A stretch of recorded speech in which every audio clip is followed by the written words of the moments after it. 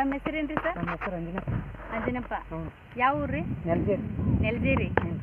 ಇದು ಏನು ಪಪ್ಪಾಯ ಅಲ್ರಿ? ಹೌದು ಪಪ್ಪಾಯ ರೀ. ಇದು ಎಷ್ಟು ತಿಂಗಳು ಬೆಳೆ ರೀ? ಇದು ಜನವರಿಗೆ ಹಾಕಿ ನೋಡ್ರಿ.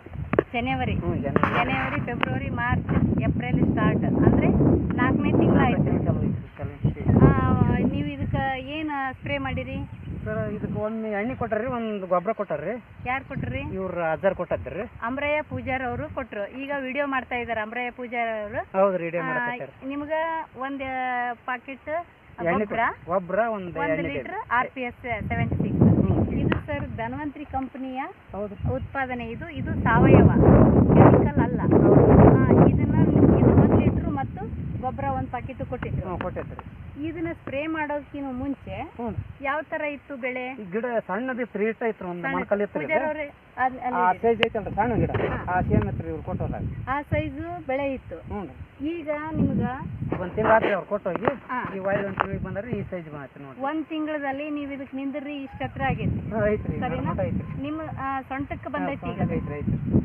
ನೀವು ಇನ್ನು ಮುಂದೆ ನಾವು ಪೂಜಾರವ್ರು ಕೊಟ್ಟ ಪ್ರಾಡಕ್ಟ್ ಅನ್ನ ನೀವು ಬಳಸ್ತೀರಾ? ಅವನ್ನ ಬಳಸಿವ್ರಿ. ಅವನ್ನ ಬಳಸ್ತೀವಿ ಅಂತ ಹೊಂಟಿವ್ರಿ. ಚಲೋ ಅದಾವ್ರಿ ಕೊಟ್ಟಿದ್ರಿ.